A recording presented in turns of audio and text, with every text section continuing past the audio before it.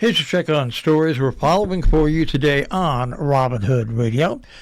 Pat Pagano's forecast. Well, Pat's not in the weather center this morning. Of course, it's Darren Henry. We have a forecast of clouds early with afternoon sun today.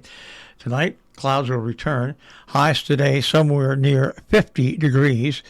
And lows tonight about 35 to 40. Tomorrow, showers are likely, mainly in the afternoon, 50 to 55.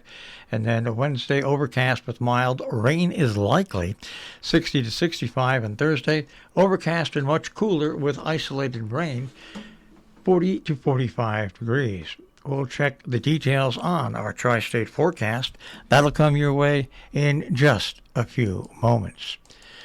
Taking a look at those stories we're following for you, the birth rate in Connecticut is steadily declining. New Year's babies are symbolic of the birth of a new year, but hospitals in Litchfield County, the lengthening delay in getting their first baby is emblematic of a declining birth rate. Nationwide, the number of live births has been gradually decreasing since the Great Recession in 2008 and is now at its lowest point since the mid-1970s. In Connecticut, the number of births has steadily declined since 2016, according to data posted on the State Department of Public Health website. There was a small bump in 2021 following COVID-19 pandemic, as most people were stuck home in the spring of 2020. But so far this year, month-to-month numbers posted on the Department of Public Health website don't show that bump continuing. Each month is consistently less than in previous years. There were over 36,000 births in Connecticut in 2016 compared to just 33,000 in 2020, according to the Department of Public Health. Sharon Housing Trust has approached the Board of Selectmen about the possibility of converting Community Hall at 99 Main Street into 4 affordable housing units. The proposal was unveiled during a recent meeting, and the topic will continue to be discussed into the new year. Any action on the proposal would need residents' approval at a town meeting. First Selectman Brent Colley and Selectman Casey Flanagan appeared to be in favor of the project and advised the trust to contact the town's building department and planning and zoning commission. Selectman Dale Jones did not participate in the conversation because he's a member of the trust. The trust will sponsor an open forum at January 15th at 2 p.m. at the Bach Gallery at the Sharon Playhouse to explain the proposal and seek input.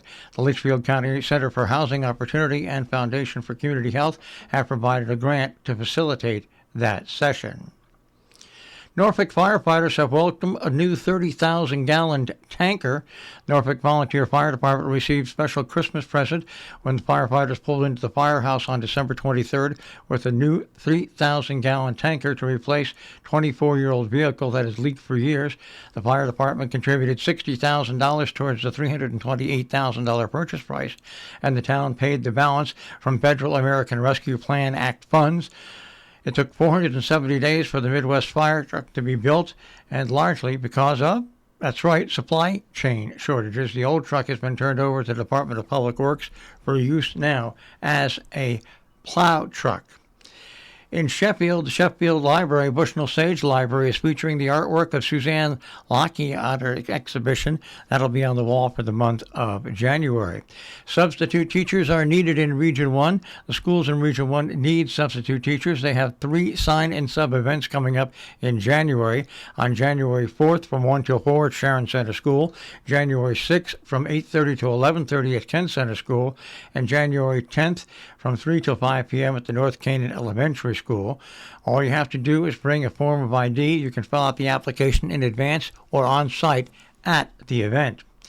If you need to recycle your Christmas tree, Boy Scout Troop number 22 will remove and recycle Christmas trees this year. The date will be Saturday, January 7th in Sharon, Salisbury, North Canaan, Falls Village, and Norfolk.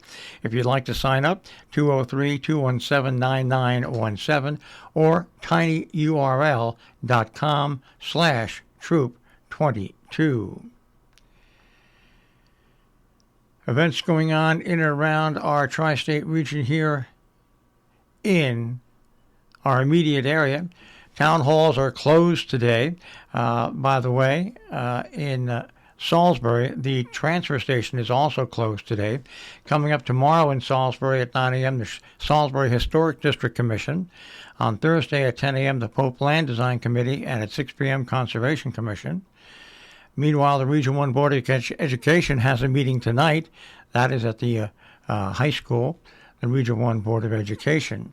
Coming up tomorrow in North Canaan, the regular Board of Selectmen's meeting will be held at 7 p.m.